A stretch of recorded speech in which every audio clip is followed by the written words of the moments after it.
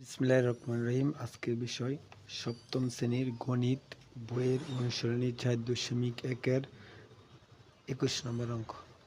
এই প্রথম রাশিকে দ্বিতীয় রাশি দ্বারা কি করব? গুণ করব। প্রথমে আমরা প্রথম রাশিটা লিখে নিব, a square plus ab plus B square.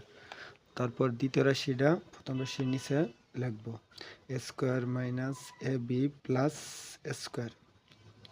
তারপরে টান দেব, এই বি স্কোয়ার দ্বারা স্কোয়ারে গুণ করলে এ স্কোয়ার বি স্কোয়ার, এখানে প্লাস এখানে প্লাস, প্লাসে প্লাসে প্লাস। এই বি স্কোয়ার এ বি রে গুণ করলে A B cube plus A B square দ্বারা বি স্কোয়ারে গুণ করলে বি টু দি পাওয়ার 4, কারণ পাওয়ারে পাওয়ারে যোগ হয় গুণের সময়। তারপরে আমরা এক ঘর ছাড়া নিচে লিখব, এই মাইনাস এ বি দ্বারা এই প্রথম রাশিকে গুণ করব। এই মাইনাস এ বি দ্বারা স্কোয়ার গুণ করলে মাইনাস এ এন দুটো এ কিউব বি, বা এনো মাইনাস এনো প্লাস, প্লাসে মাইনাসে মাইনাস। এ বি জায়গা এ বির সাথে গুণ হইলে স্কোয়ার বি স্কোয়ার, এখানে মাইনাস এখানে প্লাস, প্লাসে মাইনাসে মাইনাস। এ বি জায়গা বি স্কোয়ার এলা গুণ করলে এ বি কিউব। তারপরে আমরা স্কোয়ার দ্বারা প্রথম রাশি সবরে গুণ করব।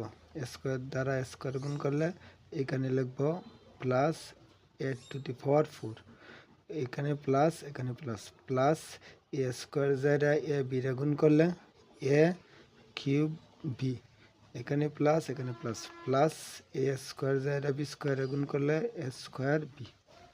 তারপরে নিচে টান দিব, আমরা এই যে এ স্কোয়ার বির সাথে আর দেখবো মানে কিছু স্কোয়ার বি আছে নাকি,